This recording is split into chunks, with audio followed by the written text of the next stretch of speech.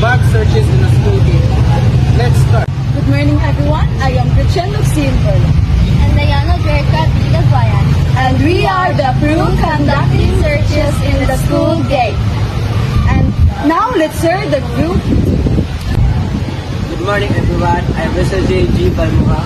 I am Mary Jasmine Indicen. We are called on conducting searches in the school gate.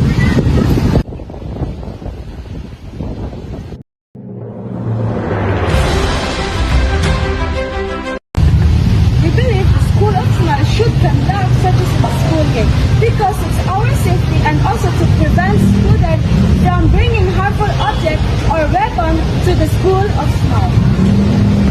No, we shouldn't conduct searches in the students' bag because it can be major inconvenience for students who are trying to begin early. But inoculate because the slow process of searching bag and wearing uniform shouldn't be every day to wear uni in school.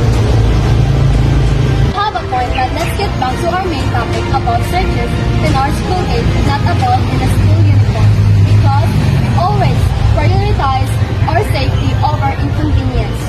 Understand that we should get prioritize our safety, but that shouldn't be a reason for students in the first period of class because of their activities and because of the slow processing of searching the school bag. The time is up. I hope we learned a lot from each other. Thank you for watching our debate. I hope we all learned a lot from this debate. I have just one thing to point out. When Group 2 went out of topic, Group 1 successfully controlled the topic and went back to the main point. So I will give them credits for that. And for the winner of this debate is, they both have amazing points, so it's a tie.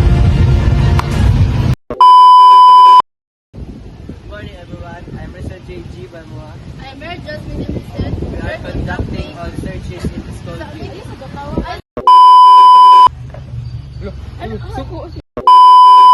Good morning, everyone. I'm I just had to let you know you're